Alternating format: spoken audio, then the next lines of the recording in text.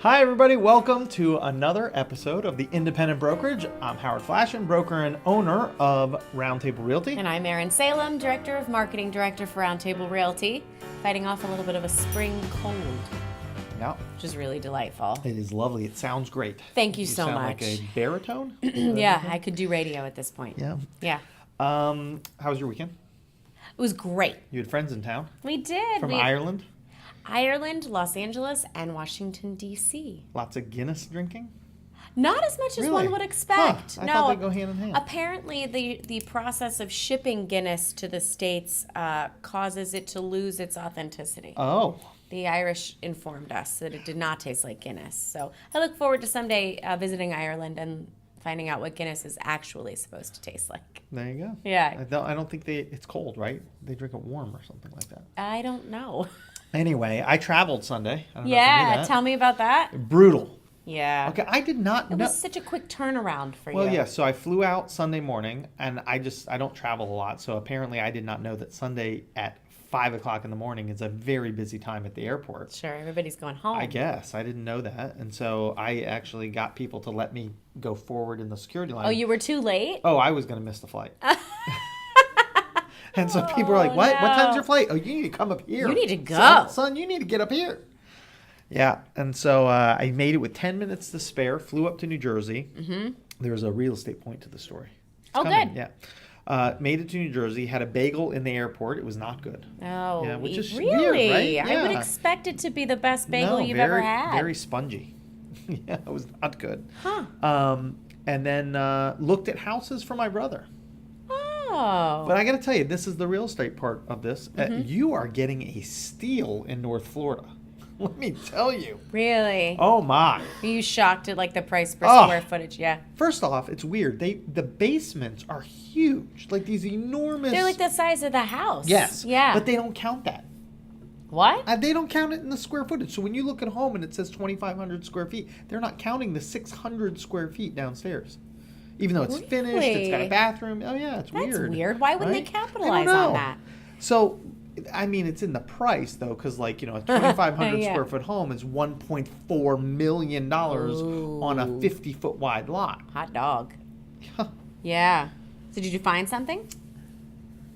Shockingly enough, all of them had warts. It was not as Not I as thought I'm going to see fruitful. $1.4 million homes. These are going to be mansions, Immaculate, and gorgeous, beautiful. and they were, but there was something wrong with all of them, and some of them were in kind of areas where they were knocking homes down to rebuild. Yeah. So it was very, very interesting that Huh. for 1.4 you could be like, meh.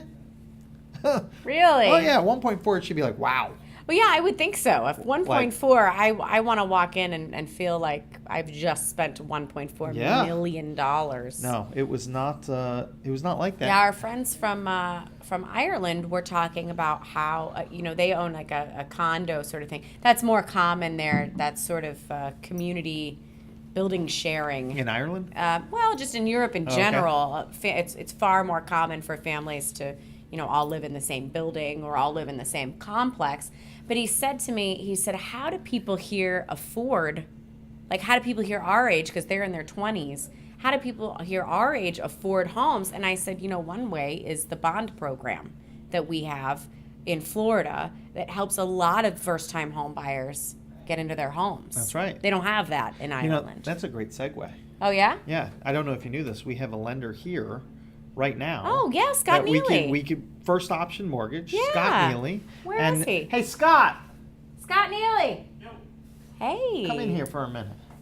Everyone, Scott Neeley, first option mortgage. Yeah. Right here, walking in. Say hello to our Hey, everybody. our 8 fans. We have Yeah. 8 fans now. They're all there. Yep, All right, Brenna, all 8 of 'em. Sarah, Yeah. Chris, Brenna, Just call them out. yeah, Yeah. Brooks. Thank yeah, you. Yeah, thank you for watching. Share. So Scott, the bond program's been going on since April, I think. March. March. Okay, March. and the funds are trickling down. Yes. And- As of last week, there was about $5 million left. Oh, that's it. Yes. Wow. So we anticipated from the very beginning it to be about the 3rd or 4th week of May, and it's worked out to be that. So by the end of this month, it will be gone. Right so, on target. So yeah. for buyers to lock in their monies for the bond program. First of all, the bond program, you have to have over a certain credit score, and you actually have to make income for your family a little bit under of a income restriction. what are the there's specifics? lots of different criteria and guidelines, and it also depends on the type of loan that you're doing, whether it's FHA or conventional, and so on and so forth. But for the most part, 640 credit score. There are some income limits, but that changes also depending on the type of loan that you're doing. Things like that. So it's for them to lock their money up, though. You said they need to really get under contract soon. They have to be under contract in order to reserve the funds with the state of Florida. And you would say this week or next week they need to have that locked in? Yes. Okay. Wow. Yeah, there you go. Yep, I got a couple of contracts over the weekend of people trying to get in on that. That money goes fast. So, Yeah. Yeah. But he's a great lender, and he's one of our preferred lenders here. He is. And he's always available, always answers questions, willing to educate the client on what's best for them. And we just really appreciate what you're doing. All right, thank you. And if you need a great lender, this is one of the Definitely. best. Definitely. And they can just go to your website, right? Yeah, to apply online, my website's just my name, scottneeley.com. And what's your phone number? 904-614-1146. And your sign? My sign? Yeah, Pisces. He's a Pisces. I'm a Virgo. I'm a Capricorn. Okay. There you go, Capricorn. All right. All right, thanks, Thank you. Scott. See ya. Scott Neeley, First Awesome. Option Mortgage, Awesome. right? Yeah, It's great. yeah. He's a great lender. He comes into our office once a week just to show up for our agents. Educate. And, educate, make sure that they know what's the latest regarding things like the bond program and changes in rates, things like that. Great guy. Great. What else? Inspection time. Kara Amir, the local agent who Yeah. wrote for Inman. Good for her. Yeah, she wrote Once again. 8 questions buyers will surely ask at inspection time. Interesting. Okay. Okay, ready? These are pretty basic. What Yeah. exactly is an inspection? Sure. Okay. So that's when their licensed inspector comes into the home and does a rundown, hopefully, of everything that could be considered a latent defect. Is that the right? All right, so let me term? jump in here. Thank heavens. You're welcome. Because I had a nice team on All it. right. So here's the I thing. got ahead of myself. Here's the thing. Okay, you weren't off. An inspection is just a visual inspection. Visual. Okay, they're going to turn the microwave on, but they're not going to go into and find where the electric is not working. They're going to say the microwave works or not. Yeah.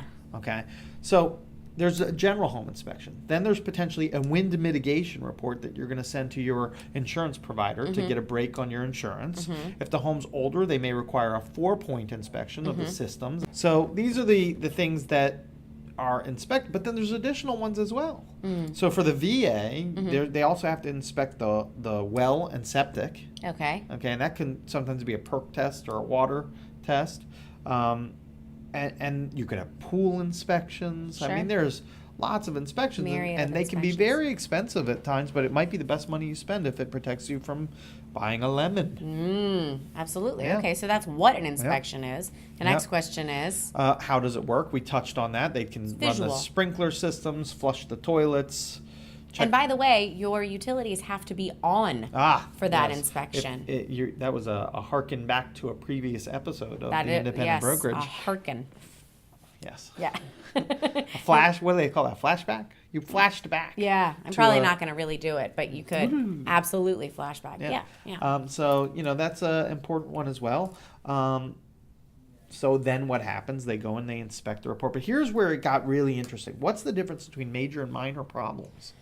Well, first off, that's in the eye of the beholder. I was going to say that's personal. Right? It's totally subjective. Yeah, totally subjective. In the Northeast Florida Association of Realtors Purchase and Sale Agreement, which is an as-is contract, I always find it interesting when somebody adds that. When they write that into paragraph 17, they go, this contract is an as-is contract. I always go, oh boy, it's a It good always first sign. was. It was never thus. Yeah. But there's some things that are, if you want to base major and minor on dollars, that's, I think, where you would want to go. Yeah. How much is an HVAC? Typically. You're going to, we're in $5,000. Like that. Yeah. The roof has 2 years and a day left, so it passed what's required for the loan. But do I want to drop $20,000 on a roof? Yeah. Shortly. Gotcha. So yeah, those how long does it take? Well, it depends on the size of the home and what all it entails. And BJ Johnson at Inside and Out Home Inspectors, they do a sewer scope that can add time That's to it. very cool too. Yeah.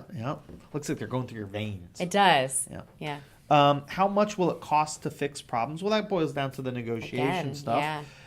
But I thought that this was really, really interesting. Something that BJ does over at Inside and Out is that porch program. Yeah, that's a very cool It's like, program. I think it's like $60 or $80.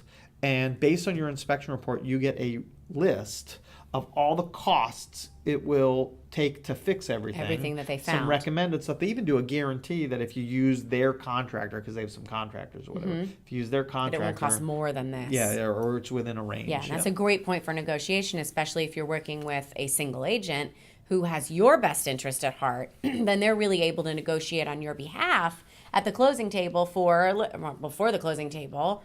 Here's how much it's going to cost to fix all this stuff. Are you guys willing to help us out on this? Or is your bottom line, this is it, and maybe the buyer decides not worth it? One of my realtor friends, Andrew Bell, Hi, Andrew. he said, Howard, I don't, because transaction broker in Florida statute, they call the people customers. They have customers. Right, not clients, And customers. single agents have a fiduciary responsibility to the general public, the person that they're hiring. And a fiduciary responsibility is where it becomes couth to call them a client. Right. You don't call clients transaction brokers. Or transaction brokers don't call them clients. Right. That's where those two things come into line is has to do fiduciary responsibility. So the Porch program is a really great program. Our agents here at Roundtable Realty use that. Yeah, they have access to that. It's a great program. Like I said, for a buyer, it costs like $60, $80. It's well worth it. And I thought this was going to be $20,000 and it's $5,000. Yeah. It makes a big difference. How much does an inspection cost? Varies depending on the inspector you choose. We recommend a bunch of different home inspectors. My favorite one is the one I've been mentioning, but there are plenty of them. But they vary in costs from anywhere from $300 to thousands of dollars, depending on the size, the scope. Right. Is there a pool? There can be a lot of stuff. And then Kara ends up with what else should we know? And it just says that we really need to rely on the inspector and We are not the inspection experts. We can't. No, we Yeah, can't. we need an inspector that we can trust to be the expert in those situations. And I think anytime you have an agent who acts as an expert in any field other than real estate, and even then, because real estate's different with every single transaction, nobody's an expert in every angle. I mean, you can be around the longest, but it still doesn't mean you're not going to see a situation you've never seen before.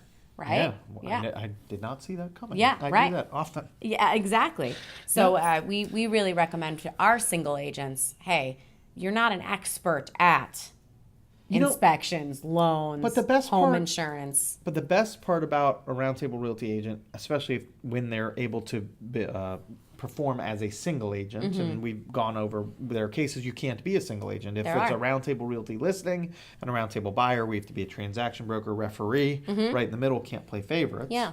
So that's where that can become where you have to be a transaction. But if you're a single agent or a transaction broker for that matter, I think it's important that you just pick up the phone. If I call BJ with a client sitting there and say, hey, BJ, in the report it says this, what does this mean? BJ's going to answer the phone. He's going to talk to them. He's going to educate them, educate me. Yeah. And they can make an educated Decision.